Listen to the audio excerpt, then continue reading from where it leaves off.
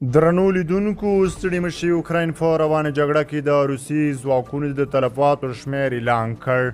روسي د اوکراین په جګړه کې تر اوسه پورې 24,400 تنه پوځیان د لاسه ورکړي دي.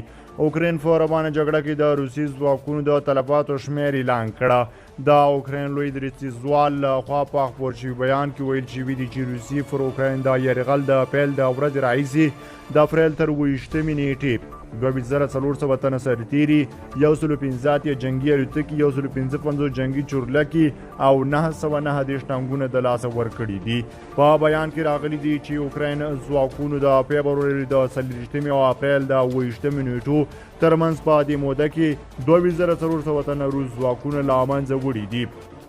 په دې موده کې د روسیې د پوځ اړوند 115 جنګي الوتکې، 155 جنګي چورلکې، 909 ټانکونه، 2,320 سرغړوالي موټرې، 421 توپونه، 150 راکټ لانچر او 1 دفاعي هوایي سیستمونه له منځه وړي دي.